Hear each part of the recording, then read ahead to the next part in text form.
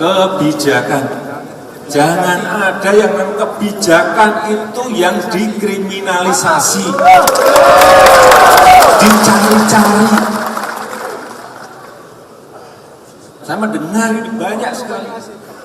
Kalau tidak ada mensrea, tidak ada niat jahatnya, ya jangan dicari-cari. Yang namanya orang itu namanya pekerjaan itu banyak sekali. Saya berikan contoh misalnya di DKI. Yang namanya mata anggaran itu 57.000 mata anggaran. Ya kalau ada yang keliru 1, 2, 3 segera cepat diingatkan. Mungkin ngontrol segitu banyak kegiatan, nggak mungkin seorang gubernur, seorang bupati, seorang wali kota diingatkan awal-awal sebelum dia bekerja, laksanakan program itu. Inilah yang kita harapkan, mindset kita, pola pikir kita rubah. Semuanya dalam bentuk pelayanan kepada masyarakat. Ini adalah kejadian yang berulang dari tahun ke tahun. Dan kita menyisir satu-satu mata anggaran itu. Dilihatin mana-mana mata anggaran yang tidak logis. Ini bukan kampanye, tapi saya sampaikan di sini. Di satu sisi menyiapkan jalur-jalur air untuk dikirim ke laut, di sisi lain di lautnya dipasang dengan pulau reklamasi, tinggal tunggu waktu jadi rob, air balik. Dan ini melawan sunnatullah. Siap nanti ketika air sampai di muara, maka siap untuk dipompa ke laut, ke laut, ke laut, ke laut. Ditemukan banyak anggaran siluman, nggak dibahas tiba-tiba muncul. Nah makanya kita bikin e-budgeting supaya nggak bisa sembarangan muncul. Nah ini yang ditolak. Maunya mereka kan nggak mau e-budgeting boleh masuk kalau ada tanda tangan mereka. Kalau mau pakai tanda tangan mereka, nyusupin 12,1 triliun, Anda mau ikut atau enggak? Masalah politik nggak bisa, ya selesaikan secara hukum. Ini kan masalah politik kan, kalau masalah politik nggak bisa selesai secara hukum. Dan bukti kan cukup besar. Dana siluman kan bukan cuma saya yang bilang, itu disebutin BPKP temuan loh. Dan temuan Inspektorat Kemendagri juga temuan lagi di berapa 3 atau 5 triliun. Ada penganggaran yang tiba-tiba masuk tanpa pembahasan tahun 2014. Ini BPKB juga ketemu. Kalau BPKB ketemu lagi pasti 3 tahun berturut-turut. Duit rakyat, bukan duit bapak moyangnya si Anies. Gubernur goblok. Yang kami hormati, sebelum video ini dimulai, klik dulu tombol subscribe dan jangan lupa nyalakan loncengnya supaya kalian mendapatkan notifikasi setiap kali saya upload video. Tekan tombol subscribe itu gratis, tinggal diklik, saya tungguin. 3, 2, 1. Selamat, Anda sudah bergabung dengan channel ini dan terima kasih sudah support di channel ini. Thank you. Hai semua, dengan saya Jonas Leong. Terima kasih banyak buat kalian, penonton setia yang selalu menonton di channel ini. Saya secara personal sangat menghargai waktu kalian. Dan saya sudah menganggap kalian sebagai family karena kalian selalu support di channel ini. Bagi kalian yang selalu menuliskan opini kalian di kolom komen, saya baca komen kalian satu persatu. Saya baca komen kalian untuk mengetahui opini kalian, tanggapan kalian, dan masukan kalian sangat berguna untuk video selanjutnya. Terima kasih banyak buat kalian yang selalu menekan tombol like di awal video. Video seperti ini membutuhkan waktu dan juga research. Dan ini semua gratis untuk kalian. Jadi pastikan kalian menekan tombol like-nya supaya saya mengetahui kalian menyukai konten yang saya bagikan. Bagi kalian yang berminat dengan investasi 12%, akan tekan link di kolom deskripsi. Thank you. Itu 57.000. Ya kalau ada yang keliru 1, 2, 3 segera cepat diingatkan.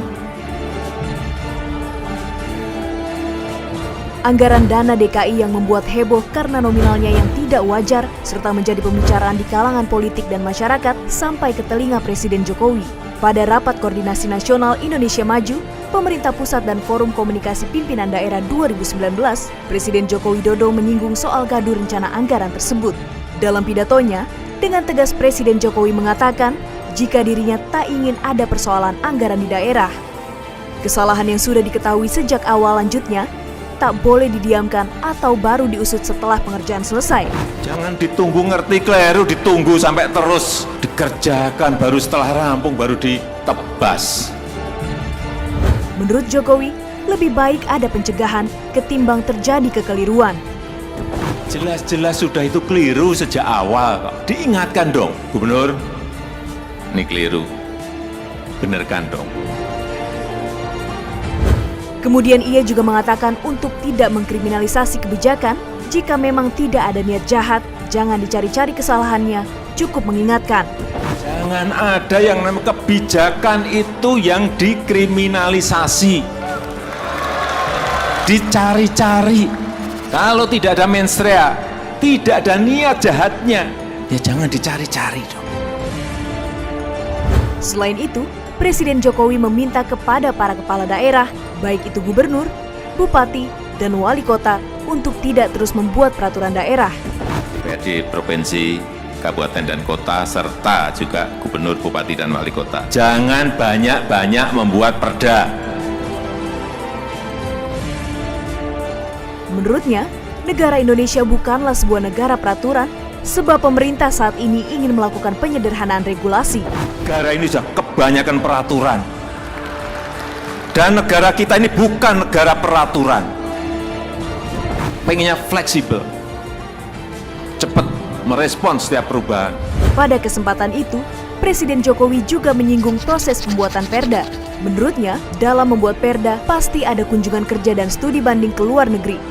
Dalam hal itu, Presiden Jokowi mengaku mengetahui ada apa saja di dalam kunjungan kerja dan studi banding tersebut, sebab Jokowi juga merupakan orang lapangan. Saya tahu kalau membuat perda itu pasti ada kunker. Di kunker itu ada apanya saya juga ngerti. Di studi banding itu ada apanya saya juga ngerti. Nah, ini orang lapangan yang ngerti betul kayak gitu-gitu itu.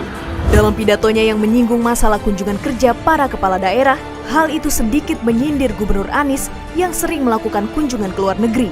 Selama 2 tahun menjabat sebagai gubernur, Anies diketahui telah mengunjungi sebanyak 7 negara, yaitu Maroko, Turki, Argentina, Singapura, Jepang, Kolombia, dan Amerika. Dari banyaknya kunjungan tersebut, setidaknya Anies berhasil membuat Jakarta menjadi tuan rumah ajang bergengsi Formula E. Namun, untuk mewujudkan hal tersebut, Pemprov DKI harus merogoh kocek yang sangat mahal, yakni 1,6 triliun rupiah. Sayangnya untuk mendapatkan dana tersebut, Gubernur Anies harus memangkas dana revitalisasi GOR dan stadion. Ada wacana pergeseran anggaran karena kita tetap mengedepankan Formula E, akhirnya ada anggaran revitalisasi sarana prasarana olahraga yang harus dipotong. Kalau masih diteruskan, ini saya ingatkan pagi hari ini, kalau masih ada yang main-main, sekali lagi, yang gigit saya sendiri. Lewat cara saya. Ini jadi contoh. Saya hormat kepada Pak Mahendra dan beliau bisa dijadikan sebagai contoh. Sikap ini kemudian kita lanjuti pada mereka-mereka yang kemarin mengerjakan data entry tidak dengan cara yang benar, kita akan melakukan pemeriksaan semuanya. Sehingga kejadian kemalasan, ketidaktertiban itu tidak berulang. Tapi intinya Anda bisa saksikan bahwa Pemprov DKI membangun kultur kerja profesional. Nanti sudah dari DPRD diajukan ke mana? Kemendagri, baru Kemendagri memiliki kewenangan untuk melihat gitu. Ini kira-kira menyentuh sasaran tidak, rasional atau tidak. Nah, saya tentu saja prosesnya tahapnya masih di tahap provinsi. Kami nggak bisa mengintervensi dan tidak ingin mengintervensi, paling hanya mengingatkan saja, ya, mengingatkan saja tentang prinsip-prinsip penggunaan anggaran itu selain belanja pegawai yang sudah pasti akan rutin, kemudian belanja barang untuk operasional, utamakan belanja modal yang tepat untuk kepentingan rakyat. Ini adalah kejadian yang berulang dari tahun ke tahun. Dan kita menyisir satu-satu mata anggaran itu. Anggaran yang tidak logis, tidak masuk akal, tidak merupakan bagian dari prioritas. Masuk akal tapi nggak masuk prioritas. nggak masuk sesuatu yang harus kita kerjakan. Jadi itu direview satu-satu secara manual. Sebenarnya datanya sudah ada secara digital. Karena itu kemarin waktu itu saya sudah panggil beberapa kali. Jauh sebelum ketika screen capture beredar dan lain-lain. Tujuannya adalah memastikan bahwa dengan sistem yang ada sekarang, anggaran yang nanti dihasilkan itu anggaran yang mencerminkan rencana pembangunan, mencerminkan kepentingan publik dan menyelesaikan masalah. Nah, tapi kita sudah menemukan problem ini sejak tahun-tahun sebelumnya. Karenanya sejak tahun lalu, ketika saya melihat situasi ini, saya langsung bertindak. Apa tindakannya? Tindakannya adalah menyiapkan upgrade atas sistem yang ada. Sistem yang ada sekarang ini adalah sistem digital, e-budgeting, yang secara prinsip sudah digital, tetapi proses verifikasinya itu masih harus dilakukan secara manual. Karena itu kalau kita mendengar cerita di review satu-satu, itu artinya sistemnya sendiri tidak melakukan pengecekan verifikasi. Saya beri contoh, IKI bond tadi yang diramaikan itu, 82 miliar, itu kalau kita terima input data, nilainya tidak masuk akal, sistemnya harus memberikan flag, harus memberikan tanda, ini ada sesuatu ini, harus diverifikasi. Memang betul mau beli IKI bond. Tahun 2016 dalam penyusunan untuk anggaran 2017, itu ada pembelian penghapus papan tulis, nilainya 53 miliar. Setiap anak dapat penghapus papan tulis setiap bulan selama 12 bulan. Itu anggaran 2017, artinya dibahasnya tahun 2016. Nah, karena itu sejak tahun lalu melihat ada kenyataan itu, kami lalu menyiapkan upgrading. Jadi intinya adalah membuat sistem yang lebih bisa melakukan verifikasi, bisa mengerjakan hal yang kemarin masih banyak loophole-nya. Oke, itu kan digital. Menggunakan MS kita mengetik naskah. Lalu ketika mau mengecek jumlah kata di dalam naskahnya, kita menghitingnya secara manual, bukan corrections. Nah, jadi yang sekarang kita lakukan, ketemu ada masalah, lalu kita siapkan sistemnya, insya Allah akan mulai dipakai bulan Januari. Karena itulah kenapa sudah siap. Kalau saya baru mulai sekarang, pasti tahun 2021 baru bisa dipakai. Persis sekali. Persis, betul sekali. Jadi, di dalam setiap organisasi, ada yang rajin, ada yang kurang rajin, ada yang tidak rajin. Ada yang jujur, ada yang kurang jujur, ada yang tidak jujur. Itu adalah fenomena manusia. Karena itu ketika membuat sistem, dengan asumsi semua orang jujur. Justru harus membuat sistem dengan asumsi banyak orang tidak jujur. Banyak orang malas. Karena itu sistemnya harus memaksa orang untuk rajin, memaksa orang untuk jujur. Dengan sistem yang longgar ini, kita tidak tahu angka 82 miliar itu karena malas mengisikan yang lengkap, atau memang ada titipan-titipan, atau ada faktor-faktor lain. Nah, saya beri contoh, kenapa ini terjadi? Jadi, saya gunakan yang sudah selesai, karena kalau sekarang masih dibahas ya. Dan saya harus garis bawahi, 82 miliar yang disebut sebagai untuk beli IKI bond itu belum jadi anggaran. Itu adalah bahan rancangan untuk pembahasan. Jadi belum anggaran. Jadi kalau ada yang mengatakan Pemprov DKI punya anggaran membeli, belum ada anggaran itu. Nah, nanti anggaran akan selesai akhir November. Sekarang saya beri contoh tahun sebelumnya, sehingga kita bisa tahu apa yang sesungguhnya terjadi. Ilustrasinya begini.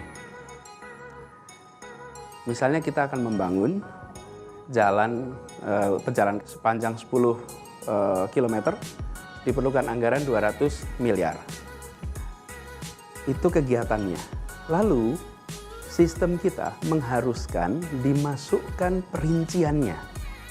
Kalau itu bahasa awamnya, kalau bahasa teknisnya namanya komponen.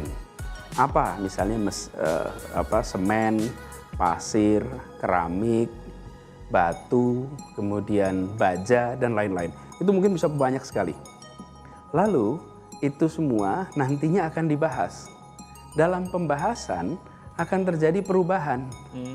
Mungkin perubahan panjang kilometernya, mungkin perubahan lebarnya, ukurannya, itu semua nanti akan berubah.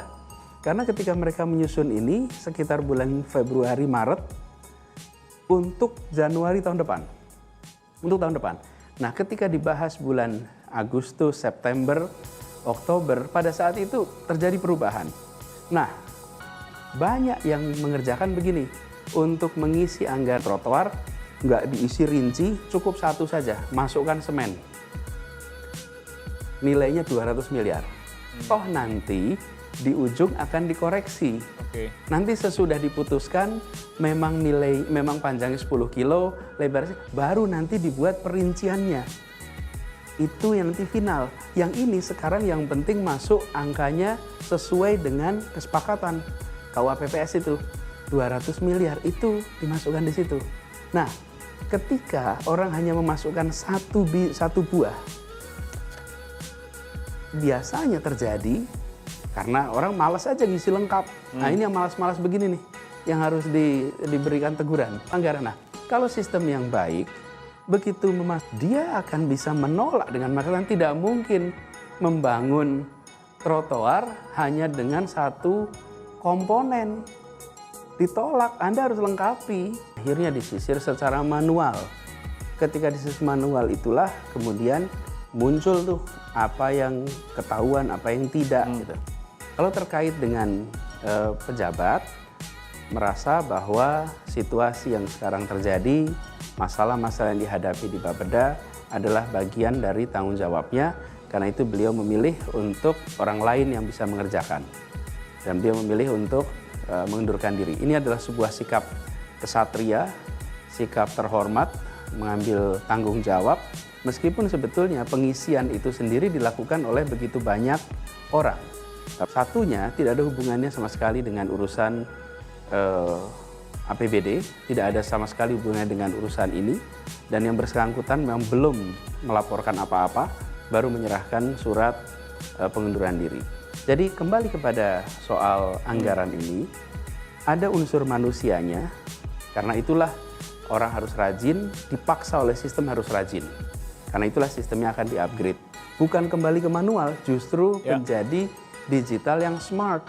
Diluncurkan akhir 2019 untuk dipakai Januari. Karena itulah kita sudah buat sejak 2018. Saya mulai bertugas, Mas, akhir 2017. Di tahun 2018 kita menyaksikan ini semua. Dan saya mendengar bertahun-tahun dilakukan penyisiran secara manual. Reaksi saya adalah kenapa sistem yang digital harus dilakukan koreksi secara manual lagi. Tidak boleh sistem seperti itu. Dan ketika kita lihat di dalamnya banyak masalah. Oke, kalau gitu kita lakukan upgrade. Dan selama kami melakukan proses ini, tidak pernah sedikit pun kami menyampaikan kepada publik untuk memancing percekcokan, untuk memancing perselisihan. Ini semua dikerjakan sebagai proses profesional, internal, pengupgrade software, aplikasi.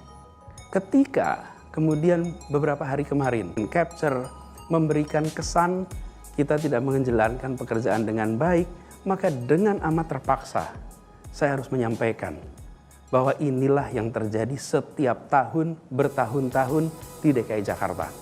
Dan itu kami sudah tahu sejak kemarin, sejak tahun lalu. Lalu ketika kami tahu nggak diam, lalu siapkan upgrade-nya. Kalau tidak disiapkan dari tahun lalu, tidak mungkin hari ini kita sudah siap untuk dilaksanakan Januari. Karena bangun aplikasi yang digunakan ribuan orang itu perlu waktu. Yang ini dijadikan sebagai komoditas untuk politik, akhirnya menjadi malah ramai. Bicarakan dengan Pemprov, tanyakan ada apa ini. Dengan mudah diberikan penjelasan. Jadi itu sesuatu sangat mudah sekali, diberikan penjelasan, ditunjukkan. Inilah yang selama ini terjadi. Karena itu saya selalu mengatakan, kalau kita ketemu situasi masalah, terus seseorang kemudian berbicara, ya pilihan berbicara itu untuk apa? Satu, menyelesaikan masalah. Yang kedua, bisa juga untuk memperumit masalah, tapi bisa juga untuk aktualisasi diri. Publiklah yang akan menilai, saya sudah menemukan masalah ini sejak tahun lalu. Ketika saya menemukan, saya tidak kemudian berpanggung, lalu menyalahkan anak buah saya, menyalahkan yang sebelum, sama sekali tidak. Yang saya lakukan langsung, saya panggil semuanya, kita perbaiki, kita upgrade. Tidak sedikit pun pernah saya menyampaikan kepada publik tentang problem yang ada pada sistem e-anggaran ini, e-budgeting ini. Sekarang saya terpaksa harus jelaskan. Dan ini semua sekarang menjadi keramaian, bukan? Ramai di sosial media, saling menyalahkan. Ini terjadi ketika kita tidak mengelola informasi dengan matang. Cek dulu, verifikasi, tanyakan, baru kemudian simpulkan. Tapi ketika ada informasi tidak lengkap, lalu disimpulkan dan diramaikan, inilah yang terjadi. Jadi ini situasi yang tadi saya sampaikan terpaksa kita harus jelaskan. Tapi yakinlah bahwa tidak ada nantinya anggaran belanja untuk beli Aighaibon, dapat ada anggaran tertulis 53 miliar untuk beli penghapus. Ada yang cara kedua, langsung minta nekan untuk diisi. Kalau tidak mau diisi, tidak mau diganti, mereka nggak mau usahakan APBD. Itu yang Pak Jokowi bilang dulu. Saya udah mau sikat mereka tahun 2013. Ketika tiba-tiba uang untuk bayar truk sampah tiba-tiba hilang. Dan semua nggak ada yang mau ngaku siapa yang ngilangin anggaran beli truk sampah 2000. Beli truk sampah nggak tahu puluhannya berapa, saya nggak ingat. Pokoknya saya ingin beli truk sampah. Karena kita putusin swasta. Tiba-tiba truk sampahnya itu hilang. Dan semua ngotot DPRD, semua ngotot memang dari SKPD nggak usul. SKPD pun nggak mau jawab. Ya udah. Akhirnya saya bilang udah masih buat e-budgeting di tes 2014, nggak mau masukin e-budgeting. Kita menganggarkan duit beli truk sampah. Tiba-tiba sampai ke Mendagri balik, nggak ada duit itu. Siapa yang ngetik, siapa yang nggak ngetik. Makanya 2014 ulang, isi lagi. Begitu isi duit lagi, mau e-budgeting, nggak mau, nolak, oke. Tungguin, awas ya kalau ini hilang ya. Udah. Dapat duitnya. Begitu kita pesan truk, begitu APBD perubahan 2014, hilang setengah. Truk udah pesen. Itu ada e-katalog. Makanya saya bilang ini namanya permainan siluman-silumanan. Kita lacak. Saya udah Pak Jokowi, ini harus dihajar ini Pak. Udah kurang ngajar ini. Pak Jokowi bilang, sabar dulu, tunggu saya nyebrang ke kantor sebelah sana.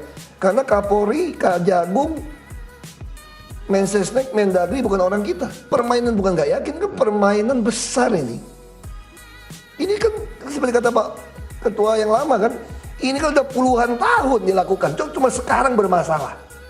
Itu kalimatnya itu, kok ini udah bertahun-tahun aman-aman aja, kenapa sekarang? Berarti yang nggak beres si gubernur si Ahok nih.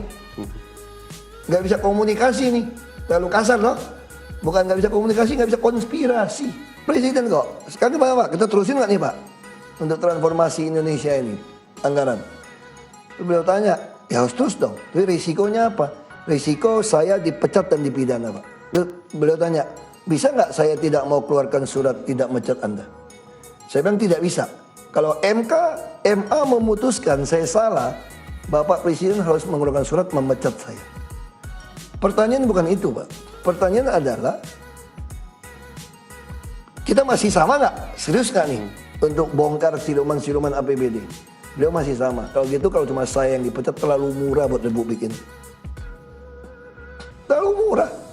Saya harus mati pun terlalu murah kalau cuma saya mati supaya untuk mentransformasi seluruh APBD. Terlalu murah. Uang segalanya. Saya tahu persis bagaimana mereka masukin. Saya panggil, inspektorat udah panggil. Nah, saya anak-anak di bawah ini mulai sadar nih, gubernurnya betul-betul mau fight ini. Mereka mulai bocorin. Mereka mulai lapor ke kita. Jadi Pak dulu tuh sebetulnya Bapak tuh ditipu kira-kira gitu loh. Oknum DPRD masukin, dia ketik. Main ini BPKAD. Staff yang ketikin. Kita pecat dia, pensiunin, lalu pindah ke Bapeda. Di situ anak buah yang mulai masukin. Itu yang terjadi. Jadi intinya ini sebetulnya pemerasan tanda kutip. Anda tidak mau masukkan versi saya tidak mau sahkan APBD Anda. Ya gitu aja sederhana toh. Sekarang saya bilang nggak bisa masukin satupun titip menitip, nggak ada. Makanya mereka marah, tapi marahnya itu akhirnya kejebak sendiri. Mereka berpikir pintar. Kalau gitu fitnah aja. Si gubernur membuat APBD palsu tanpa persetujuan mereka. Yang asli ini loh. Nah, ini kena. Dulu mereka nggak pernah mengakui ada APBD versi mereka. Karena dia paksa ketikin. Nah, sekarang dia harus mengakui. Begitu dia mengakui mau mendaftarkan saya ke polisi bahwa saya memalsukan APBD, justru disitulah dia menyatakan ada 2 APBD tanpa sengaja sebetulnya. Nah, kalau Anda punya 2 APBD, saya buka aja ke masyarakat. Silakan Anda nilai mana yang lebih masuk akal. APBD versi DPRD apa versi saya? Saya yang nipu apa dia yang nipu? Terus dikeluarin dari si Ainun, dianalisa. Bagaimana cara membuat APBD versi DPRD? Ternyata sederhana cara membuat. Di kami yang sudah ada, dipotong 10%, 15%, diskon kan dapat duit nih. Duitnya itulah masukin yang versi yang belanja mereka. Pinter loh. Dan mudah kan? Diatur semua, kan terbukti. Tendernya UPS. diatur semua. Kan sudah terbukti UPS. Orang-orang mereka semua. Iya, ada nggak? Nah, tender juga di kandang tempat makanan, toko fotokopi segala macam. Itu semua kan memang udah permainan satu set. Ini Masuk kan, ke dalam anggaran APBD. mereka. Ini kan APBD nih, misalnya kita bilang 100 perak. Ya. Anda mau nitipin 10 perak. Duitnya dari mana? Kan nggak bisa dia 110 dong. Anda curi dari sini nih. Jadi 100 perak itu ada diskon 10%. Dapat dong 10 perak. Sini tinggal 90. Masukin 10 Anda, plus 100. Tapi akibatnya apa sini 90? Sekolah nggak jadi setengah. Kantor lurah nggak jadi. Seat pile nggak selesai. Karena duitnya Anda ambil nggak cukup. Makanya sekolah bisa berantakan nggak jadi, 46% sekolah nggak jadi di Jakarta. Sekolah bocor, Anda beli fitness center, alat fitness. Anak sekolah mah suruh lari lapangan aja, suruh push up, sit up, ngapain lu beli fitness center? Orang gedungnya aja bocor kok, itu yang terjadi. Bisa dibayangkan nggak Jakarta 46% sekolahnya rusak. Padahal kita keluarkan 28% APBD untuk sekolah. Betul nggak untuk sekolah? Benar, UPS yang 5,2 miliar, scanner 3 miliar, komputer 2,5 miliar, beli buku sekian miliar. Yang terjadi di DKI. Nah kalau Anda nggak mau melawan ya nggak lucu. Awasin dia cuma otaknya dapat masukin belanjanya aja selesai. Kalau Anda cuma pengen belanja, ngapain ngawasin? Selama Anda terima belanja saya, kita damai-damai saja. Justru sekarang saya berhasil. Saya mau bikin DPRD ini ngamuk nih. Supaya dia nggak kebagian rezeki. Lalu dia marah besar, semua pengeluaran uang yang ada di Pemprov DKI diplototin semua sekarang. Dikritik habis. Sip, lu jadi auditor gua sesuai fungsi lu digaji. Terus siapa yang diawasin? Kerja anak buah gua yang gitu 72.000. Kamu aja gak bisa ngawasin anak kamu main game kadang-kadang. Kalau Anda pulang 72.000 pegawai, honorer 30.000. Siapa yang ngawasin? Maka ada DPRD, ada auditor. Nah sekarang bagus nih. Yang 72.000 ini diplototin semua nih. Lalu kalau mau main, gue bilang LSF awasin semua deh. Kenapa saya berani? Saya baru takut kalau gue terima setoran. Mana setoran buat gubernur nih? Baru gue takut. Kalau ini lu awasin, lu jadi auditor gratis saya. Paham nggak nih sekarang? Awasin deh, kasih tahu gue siapa yang maling, siapa yang nyolong, kasih tahu saya, cepat. Saya yang langsung pecat. Kecuali saya terima setoran, takut saya. Ayo like video ini dan tekan tombol loncengnya untuk menunjukkan kalian suka dengan konten yang kau bagikan. Dan kalian ingin melihat konten seperti ini lebih banyak lagi. Kalian ingin deposito di perusahaan Singapura dengan bunga 12%? Pencet tombol deskripsi di bawah. Atau WA saya di +65 8250 6058. Nanti akan ada tim saya yang menjawab semua masalah Anda. Misalnya Anda itu mempunyai kesulitan transfer dana ke Singapura. Makasih banyak buat kalian yang nggak skip dan nonton video ini sampai habis. Saya secara personal sangat menghargai waktu kalian. Makasih banyak buat kalian yang sudah tekan tombol subscribe, dan makasih banyak buat kalian yang sudah tekan tombol loncengnya. Jangan lupa bagikan informasi ini ke teman atau family Anda. Mungkin teman atau family Anda membutuhkan investasi ini. Oke guys, sekian dulu dari saya. Jangan lupa follow Instagram saya di @johannesleongofficial untuk kata-kata motivasi setiap harinya. Bagi kalian yang termotivasi nonton video ini, Ayo like video ini dan subscribe di channel ini. Dan buat kalian yang sudah subscribe di channel ini, jangan lupa tekan tombol loncengnya supaya kalian mendapatkan notifikasi setiap kali saya upload video. Gantung si Ahok, gantung si Ahok.